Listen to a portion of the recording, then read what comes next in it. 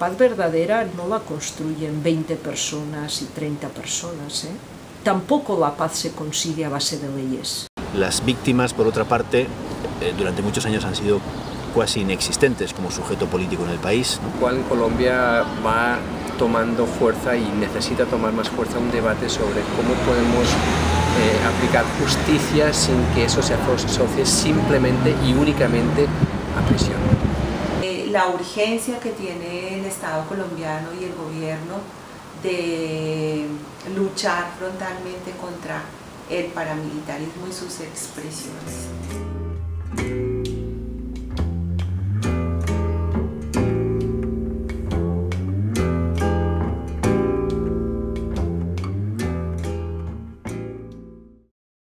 Que yo quiero entender la paz, o la entiendo, que no hay paz cuando existe violencia, no guerra, sino violencia.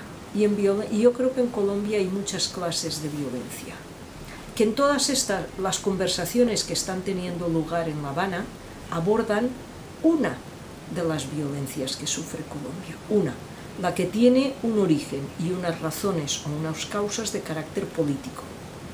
Representaban en los momentos de inicio de la guerrilla una confrontación sobre modelos de sociedad. Y la guerrilla se posicionó queriendo unos modelos y unos cambios en la sociedad colombiana y utilizó la violencia para intentar llevarlos a cabo como reacción a la violencia que ellos estaban sufriendo. Esa violencia yo creo que esta vez es posible que se acabe, yo creo que es posible que las FARC depongan las armas, que se lleguen a unos acuerdos de paz entre el gobierno y las FARC. Yo también estoy convencida que eso no acabará con las violencias que sufre Colombia.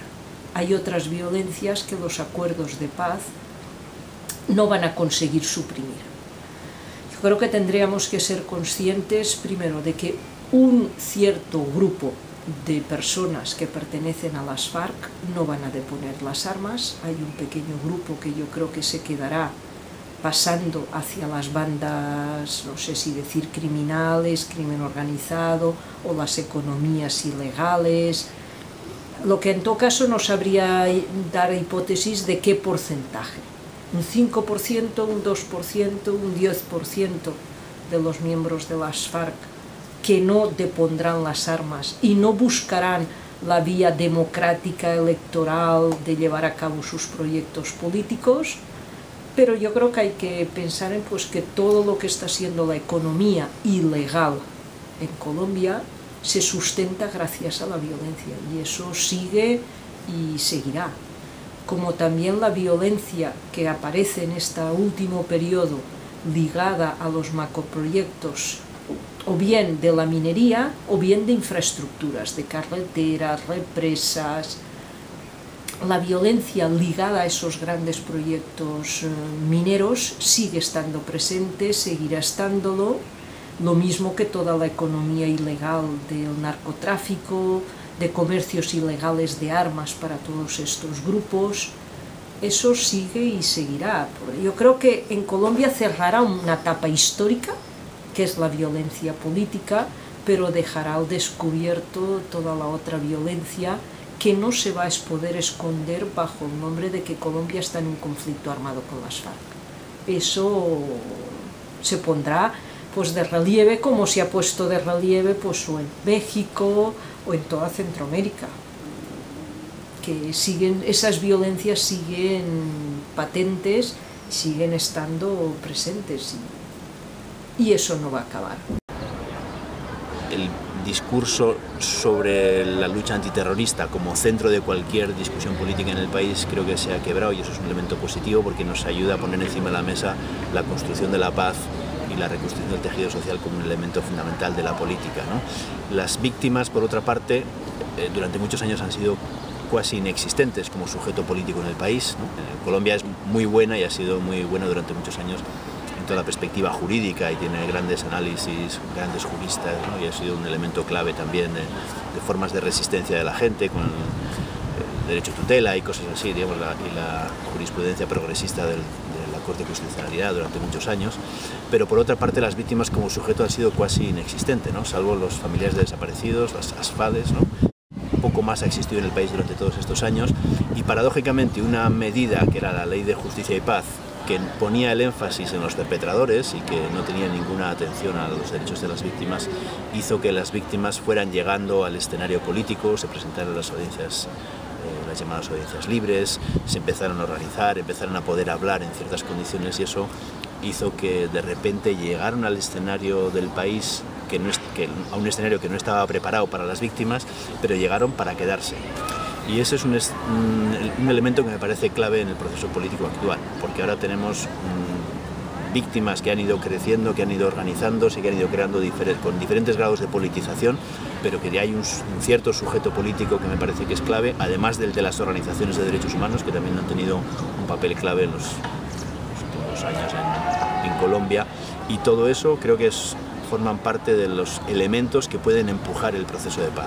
Por otra parte, la guerra no se puede ganar en términos militares por parte del Estado. Esta discusión que viene mucho de la perspectiva uribista, ¿no? de la guerra no se va a ganar ni va a terminar por medios militares, tiene que terminar en una fase de negociación y de superación del conflicto político, económico, por la tierra, etcétera, en el país. Y todos esos elementos están en juego ahora, ¿no? Eso me parece que es un elemento muy importante en Colombia.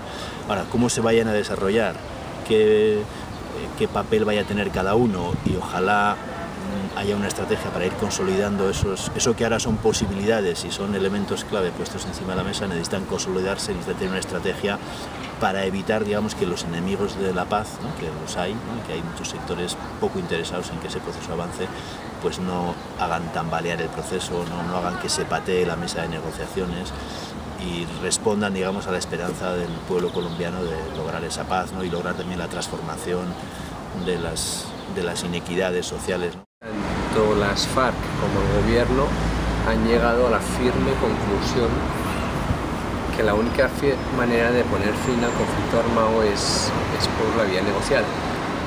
Y una vez han llegado a esa firme convicción, yo creo que es difícil levantarse de la mesa y echar para atrás. Y cuanto más tiempo pasa, más difícil es. Y especialmente ahora que ya han llegado a un acuerdo sobre el primer punto de la agenda, que al mismo tiempo tal vez sea de los más difíciles, es un indicador más que me reafirma en ese optimismo. Uno de los retos más grandes en todo proceso de negociación es la negociación dentro del propio grupo. Dentro del propio grupo de ambos bandos, es decir, dentro del colectivo de las FARC, pero al mismo tiempo dentro de todo lo que representa el gobierno. Es decir, para que el acuerdo de paz se pueda implementar necesita que tenga una amplia apropiación por todos los sectores de la sociedad. Y eso implica que el clima de confianza que se va construyendo en La Habana tiene que trasladarse al conjunto del país. Y esa es una parte compleja, que toma sus tiempos, y no todo el mundo está de acuerdo, y no todo el mundo va a estar de acuerdo con la negociación y con el acuerdo de paz. El poder lograr un acuerdo de cese de fuegos y de hostilidades sería algo que desescalaría grados de violencia armada en Colombia. Esto no significa el logro de la paz inmediata, porque lo que estaríamos logrando sería llegar al punto de lo que Galton llama como la paz positiva, es decir, cuando se silencian las armas, es decir, que los guerreros pactan una tregua, y una vez que se logre ese acuerdo de cese de fuegos y de hostilidades, entonces sí se estaría abriendo un camino o una avenida hacia la construcción de una paz con justicia social, donde se combata la corrupción, donde se puedan bajar los niveles de impunidad en el país, y donde efectivamente el conjunto de los derechos humanos en todos sus ámbitos puedan tener espacios de garantías para que puedan ser aplicables para todos los ciudadanos en Colombia. Yo pienso que el mayor acierto del presidente Santos en este momento es, primero que todo, haber reconocido que en Colombia hay una situación de conflicto armado interno, lo que abre un espacio a la aplicación de las normas del derecho internacional humanitario por parte de quienes están involucrados en las hostilidades. Y por otra parte, haber tramitado, haber negociado, haber ideado, haber pensado una estrategia con una arquitectura tan buena como la que tiene este actual proceso de diálogo y negociación entre gobierno e insurgencia en La Habana, es decir, todo este tiempo de los acuerdos, de las aproximaciones, de la construcción de la agenda, haber situado esto con una agenda realista y que tanto gobierno como FARC hayan dado los pasos para que se haya podido iniciar este proceso de diálogos y de negociación. Entonces esto me parece muy acertado y finalmente porque es a través del diálogo, es dialogando que las personas se entienden. Y antes que guerreros y antes que funcionarios gubernamentales hay personas sentadas frente a frente, entonces esto es muy importante, que sea dialogando, que sea construyendo, que sea entendiéndose, que sea escuchando, que sea poniéndose en los zapatos del otro y tratando de entender. Eso no quiere decir que si se está dialogando para solucionar la controversia es porque hay posiciones diferentes, pero es básicamente con los instrumentos de diálogo.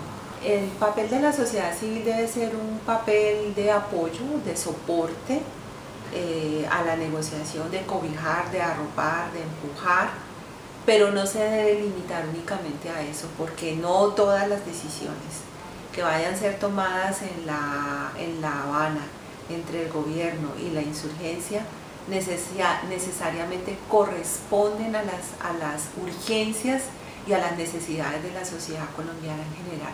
La sociedad colombiana tiene su agenda, la sociedad colombiana tiene expresiones diversas y diferentes, es una sociedad muy rica. A donde vaya usted, a cualquier lugar de Colombia, va a encontrar agrupaciones de jóvenes, de mujeres, de niños, de afrocolombianos, de indígenas, de gente mayor, de profesionales, de gente agrupada por sectores de producción, es decir, que hay una riqueza impresionante y esa riqueza pues no va a estar representada en las decisiones de propuestas y de ideas, no todas van a poder quedar en La Habana, es decir, eso va a ser como un punto de partida.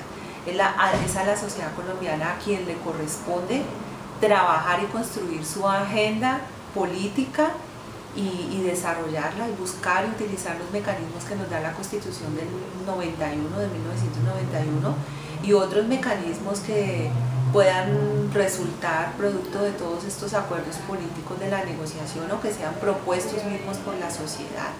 La agenda de La Habana no significa que es toda la agenda de la sociedad. La sociedad colombiana debe acompañar, pero la sociedad colombiana también tiene su agenda. Y por ejemplo, una cosa importante que no tenemos que olvidar, las víctimas como actores políticos y sociales no estuvieron presentes en las firmas y acuerdos de paces parciales anteriores. Y hoy, en este siglo XXI, las víctimas son actores políticos y sociales importantes. Y es, digamos, como un reto importante que tiene este proceso que se está llevando a cabo en este momento en La Habana, de poder lograr un equilibrio entre justicia y paz, porque una paz sin justicia no tendrá legitimidad política, y la legitimidad política se la da a la sociedad, a los acuerdos que estos actores puedan lograr.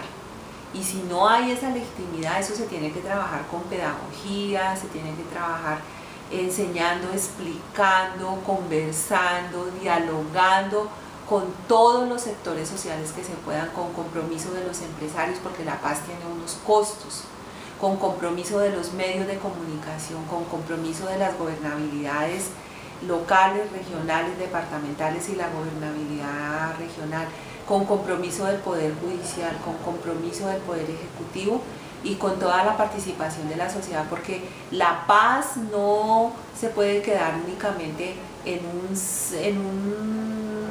en una concertación de un acuerdo de cese de fuegos y hostilidades entre gobierno y guerrilla y que con eso ya llegó la paz a Colombia por obra y gracia del Espíritu Santo. No, es un inicio y a partir de eso se abre un camino de construcción y ahí son bienvenidas todas las propuestas, todas las agendas y todo eso con garantías, con diálogo, con concertación. Ahora, aquí yo creo que la sociedad civil es la que tiene el papel más importante. A menudo en los libros, cuando se aborda con efecto, ya diríamos, más de trabajo casi que histórico, de pasado. A veces los académicos tienen, creo que la mala costumbre de abordar los procesos de paz en términos de negociación y en términos de qué actores, qué posiciones tuvieron ciertos actores. Y en general se basan o estudian el gobierno, diríamos en este caso las FARC o el grupo armado, pero muy pocas veces se realizan estudios de la paz construida desde la sociedad civil. Y yo creo que eso es esencial porque en general, ¿por qué un gobierno negocia con las FARC o las FARC negocian con el gobierno? Eso es impensable si la sociedad civil no va diciendo a ambos que utilizan la violencia que están hartos de esa violencia, que quieren construir una sociedad distinta. Hasta que no empieza a haber una cierta masa de población que se alinea con posiciones distintas y que hace que los actores se muevan, los actores no se mueven de su posición. Y eso es lo que se estudia poco, que son las paces construidas desde la base.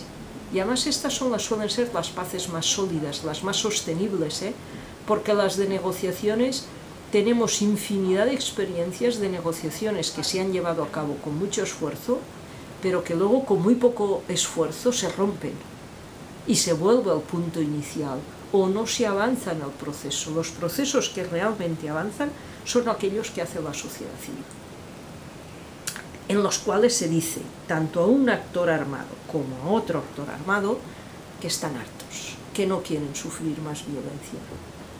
Y yo creo que ese es un punto esencial que la sociedad colombiana tiene que tomar. Aunque es verdad también que luego lo que sale en los medios de comunicación no es lo que cada día hacen las gentes o las personas. Cómo cada comunidad y cada persona contribuye a la paz no es noticia, porque luego los medios de comunicación solo recogen aquellos elementos que son más espectaculares o que dan al proceso más visión mediática. Entonces los medios de comunicación se reducen a hacer imágenes de quién habló en La Habana, quién estaba sentado en la mesa, quién apareció, quién dijo qué en esa reunión, pero la paz verdadera no la construyen 20 personas y 30 personas. Tampoco la paz se consigue a base de leyes.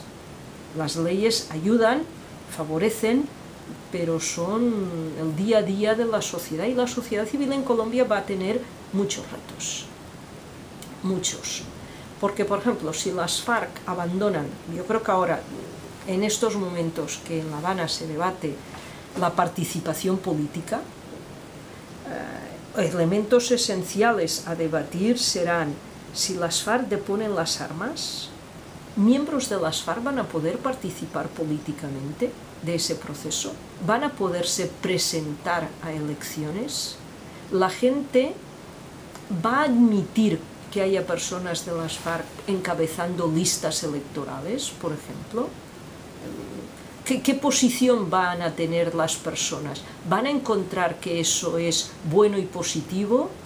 ¿O van a decir no admitimos que las FARC participen? No las FARC como tal, sino personas de las FARC se unan a movimientos políticos, creen partidos políticos que participen electoralmente, con aquellos que de alguna manera han sido pues o las bases o grupos más o menos cercanos a las posiciones que han mantenido las FARC, van a poderse expresar políticamente. De ahí es la sociedad y los otros partidos políticos los que van a tener que dar respuesta a esos términos. También acaba siendo el gobierno y los otros partidos y los grupos de poder económico intentarán impedir mediante asesinatos, coacciones, que haya una representación electoral. Incluso yo creo que la gran sospecha o la gran duda es, ¿se pondrán los mecanismos de seguridad para que no se reproduzca la Unión Patriótica y lo que sucedió con ellos después de estas negociaciones de paz, donde masacraron a un movimiento político? Esos son dudas, porque construir la paz va a representar que se abandonen las armas, pero para que se acepten unas vías político-democráticas de participación, para decir, la sociedad la vamos a construir entre todos, incluidos aquellos que quieren otro modelo de sociedad, que lo discutan en el Parlamento, que negocien, que acuerden, que lleguen a pactos, y eso es la sociedad quien va a tener que situarse a través del voto y de la participación política lo que ellos quieran. Yo creo que es un momento de mucha creatividad, Ahora, yo creo que también la creatividad requiere también ser realista, Yo creo que no hay que pensar que ahora con este proceso se llega ya al paraíso y que llegamos ya a una sociedad, pues eso, sin violencia, y que vamos a vivir bien, que viviremos mejor, que tendremos más servicios sanitarios, que tendremos más educación, todo eso requiere otro proceso y continuar trabajando para que la sociedad mejore y los servicios que ofrece el gobierno a la población mejoren. Las instituciones, bueno, Colombia es un estado muy complejo, con diferentes perspectivas. Pues ha tenido un ejército que ha sido capaz de participar con los paramilitares en las acciones más execrables que uno pueda imaginar, ¿no? Ciertos sectores, y por otra parte ha tenido la Corte de Constitucionalidad probablemente más progresista de América Latina durante muchos años, ¿no? Y todo eso ha estado en el mismo estado, ¿no? O sea, no es un estado monolítico, es un estado complejo, también con diferentes visiones y estrategias e intereses. Necesitamos ahí que las fuerzas policiales y militares, que han tenido una participación activa, no tanto en el conflicto armado, porque eso es parte de la dinámica de ese conflicto armado, ¿no? Pero que han participado, que han tenido responsabilidades en las violaciones de derechos humanos y las violaciones del derecho internacional humanitario, tengan una actitud constructiva, porque eso es muy importante también para sanear las heridas y la responsabilidad del Estado en términos de esas violaciones. Colombia, por otra parte, ya tiene una ley de víctimas, tiene puesto en marcha todavía de forma incipiente algunos programas de reparación. Todo eso se está dando a la vez, ¿no? En un contexto en el que todavía no hay una firma de un acuerdo de paz y en el que todavía si miramos un poco hacia atrás, ¿no? Las condiciones de seguridad para muchas víctimas en sus territorios, para la consecución de la tierra, etcétera, pues son muy precarias, ¿no? Porque el control paramilitar de ciertas zonas, a pesar de la pretendida desmovilización llevada a cabo por el gobierno de Uribe anteriormente, no es real, ¿no? Y lo que se ha dado más bien ha sido un cambio de nombre de los actores de esas violaciones y de ese control, pero eso sigue persistiendo y eso tiene que cambiar. Eso, para mí, uno de los riesgos del proceso actual es que no se trata solamente de una negociación con las FARC y ojalá con el ELN, obviamente, ¿no? Sino que también tienen que ponerse sobre la mesa las condiciones de reparamilitarización en el país que se han seguido dando en ciertas zonas y que constituyen un obstáculo clave para poner en marcha un proceso de paz efectivo. El discurso durante muchos años del gobierno Uribe y la práctica del gobierno Uribe ha sido cerrar el espacio a cualquier cosa, ¿no? Incluso criminalizar, se han dado atentados contra la Asamblea por la Paz, etcétera, durante años. Todo ese discurso y toda esa práctica ha quedado limitado. Y lo que tenemos ahora es un proceso que se ha puesto en marcha y una sociedad civil que está en el proceso de recuperar un discurso sobre la paz, el impacto de las víctimas, la reconstrucción del tejido social, ¿no? Que se está dando en la actualidad y me parece muy importante. Los escenarios de participación de la sociedad civil me parece que son muy importantes en la mesa de negociación. La negociación no puede ser una discusión entre las partes en conflicto solamente, esas partes en conflicto tienen que escuchar a la sociedad civil y las formas de participación de la sociedad para poner en la agenda de la discusión las perspectivas, las expectativas y las necesidades también que vienen de la sociedad civil. Es un elemento clave que le da legitimidad al proceso. Esa participación de la sociedad civil no es solamente importante para llegar, ojalá, a un acuerdo, ¿no? Sino también es importante después. En el caso guatemalteco aprendimos que se creó una cosa que se llamó la Asamblea de Sectores Civiles, que fue un escenario de participación de la sociedad civil para poner en la agenda de la negociación entre la guerrilla y el gobierno la agenda de la sociedad civil, pero esos espacios de participación, una vez que se firmó el acuerdo de paz, se terminaron. Y cuando se trata de implementar los acuerdos, que es la fase más compleja, la fortaleza de la sociedad civil se necesita para empujar esa agenda en el después también.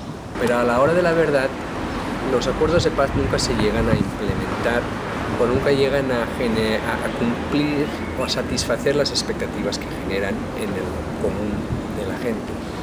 Y creo que eso nos tiene que llevar a plantearnos quizás nuestros propios ideas y conceptos de quién hace la paz y cómo se hace la paz. En estos momentos todos los ojos están fijados en La Habana, porque todo el mundo asume que la paz es básicamente que el gobierno y las FARC negocien y lleguen a un acuerdo. Y la experiencia nos demuestra que eso no es necesariamente así, que un proceso de negociación es un componente importante de un proceso de paz, pero que un proceso de paz es mucho más que un proceso de negociación. Porque los actores armados pueden firmar el acuerdo de paz más brillante y completo en el mundo, si el conjunto de la sociedad no se siente vinculada, pues no se va a poder implementar, simplemente eso. Eso me lleva a proponer, quizás un poco provocativamente, la necesidad de desmitificar la mesa de negociación como el principal espacio de construcción de paz. En el fondo, si lo miramos bien, una mesa de negociación es casi por definición un espacio elitista, machista y antidemocrático. Elitista porque reúne un número reducido de personas, machista porque son básicamente varones y antidemocrático porque ese número reducido de varones toman decisiones porque afectan al conjunto de la sociedad. Entonces eso hay que modificarlo. Pueden ser múltiples otros espacios que necesitan equilibrar esa balanza donde tiene tanto peso la mesa de negociación y quedan tan invisibilizados los otros caminos a la paz que son igual de importantes. Hay varias dificultades. Una de ellas es que negociar en medio de las hostilidades es complicado. Ya tenemos unas lecciones de procesos anteriores, como sucedió en el Caguán, que se negoció en medio de las hostilidades y pues esto no terminó en nada, terminó en un fiasco. Eso es un factor preocupante. Otro factor preocupante es que los sectores opositores a la paz de Colombia,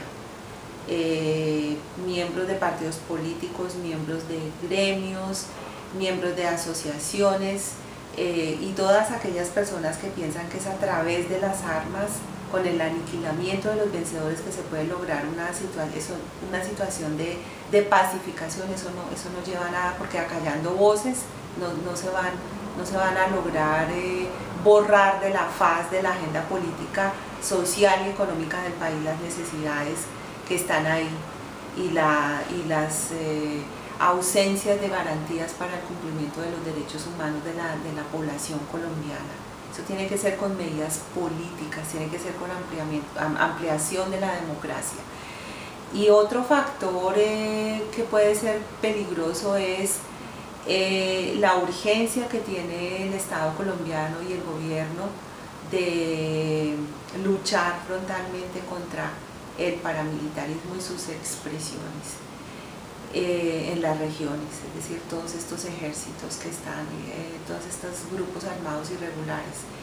Y por otra parte, pues una cosa que afecta directamente el conflicto y que es un elemento desestabilizador de la seguridad en general en el país, es el tema del narcotráfico.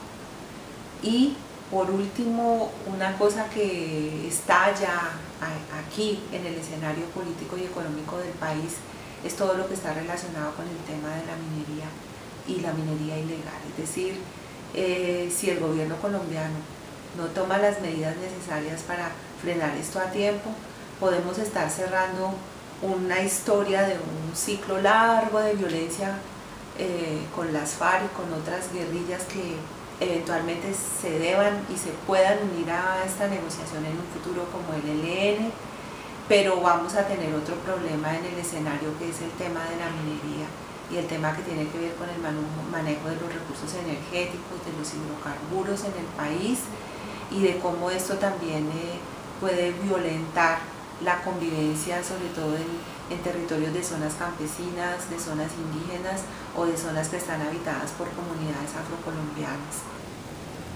Yo creo que hay un peligro, por ejemplo, por parte de los estamentos de represión del Estado, díganse militares o policiales, a que intenten hacer lo mismo que se ha hecho en muchos países, y es a pedir que haya impunidad para los actos que ellos cometieron. Yo creo que el hecho lo tenemos en que ayer, y no solo los resultados, se votaban en el Parlamento modificaciones de la Constitución para que se aprobaran cambios respecto del fuero militar.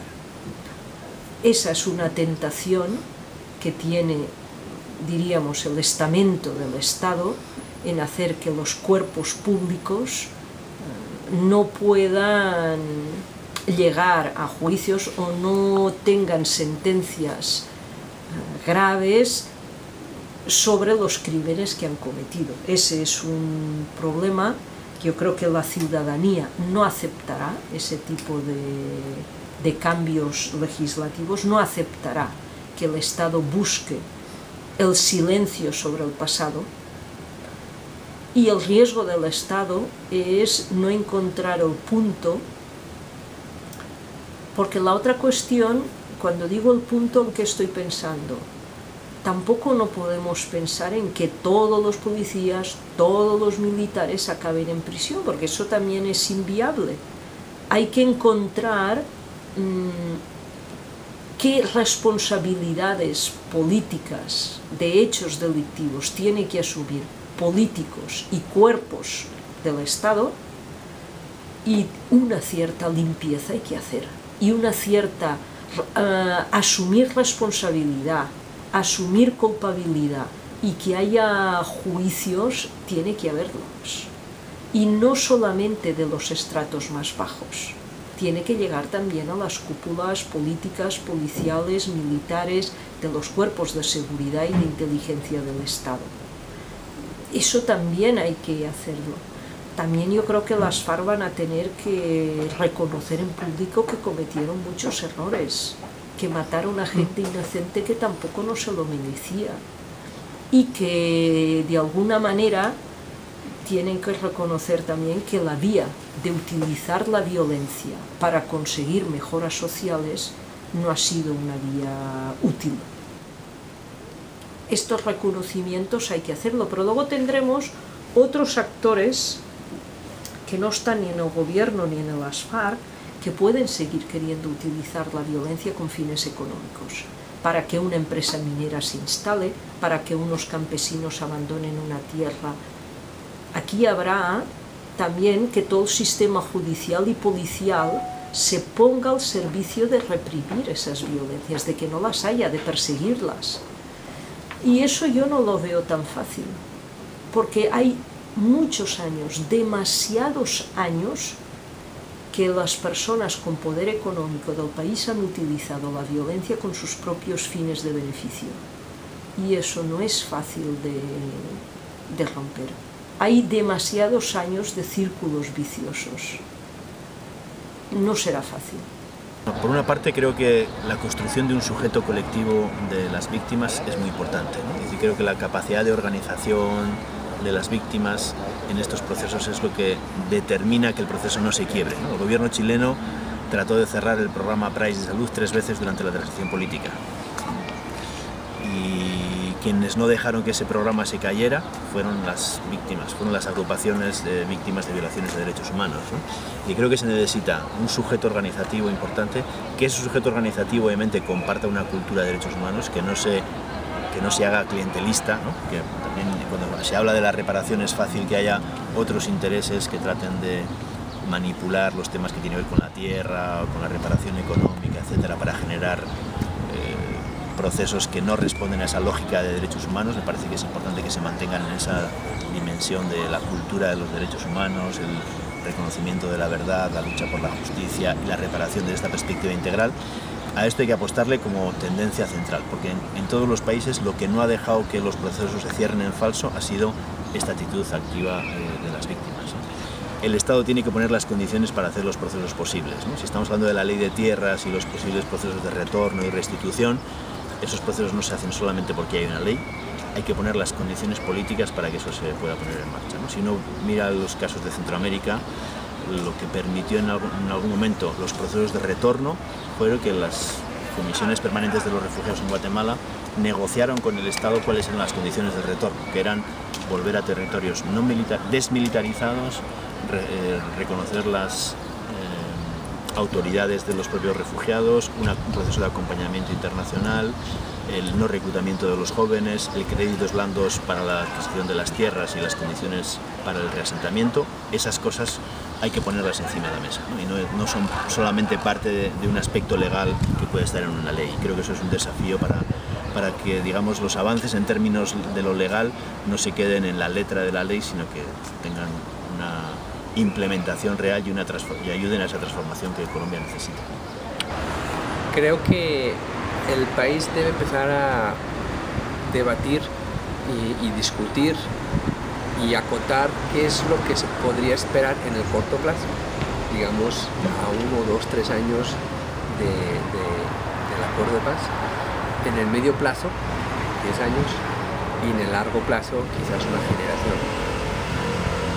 Así de entrada, viendo los otros procesos de paz en el mundo, cabría esperar y será importante crear las condiciones para que en el corto plazo, 1 año, 2 años, 3 años, obviamente se cumpla plenamente el cese definitivo de hostilidades, acabe la guerra. No quiere decir que al día siguiente de la firma de la paz ya no vaya a haber ni un muerto, ni un desplazado, ni un secuestrado. Eso tarda un cierto tiempo en implementarse, pero debe haber una tendencia muy significativa a la baja en todos los indicadores de violencia, y eso va a ser el reto principal, porque ese es el que genera confianza en la población en el proceso. Al mismo tiempo se van a tener que iniciar unos procesos de discusión sobre otras reformas estructurales que necesita el país e implementar los acuerdos en tema agrario y participación política de La Habana. Esos procesos tardarán unos cuantos años en dar un resultado concreto. Desde que se discute una ley hasta que se aprueba, hasta que se implementa, pasan necesariamente 2, 3, 4, 5 años. Entonces ahí hay que tener un poco más de paciencia. Y al mismo tiempo, ojalá se genere un proceso, yo llamaría a un diálogo nacional para dibujar conjuntamente toda la sociedad un horizonte más a largo plazo, a 20 años, a 30 años, un horizonte que pueda generar ilusión al conjunto de la sociedad desde su diversidad, donde todo el mundo pueda sentirse identificado y donde todo el mundo identifique también la tarea individual y colectiva para llegar a ese horizonte.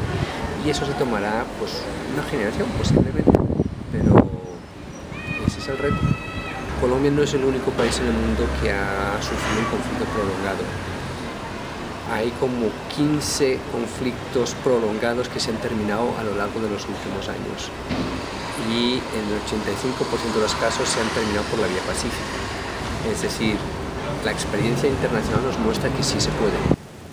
Ahora queda mucho por hacer, porque la otra cuestión, yo creo que el reto que se sigue teniendo incluso, por ejemplo, en el punto de la reforma agraria que se negocia o que se ha estado negociando por parte de las FARC, es también si tiene presente las comunidades minoritarias, los colectivos afros y los colectivos indígenas de Colombia, hasta qué punto se van a sentir o no reconocidos en esos acuerdos.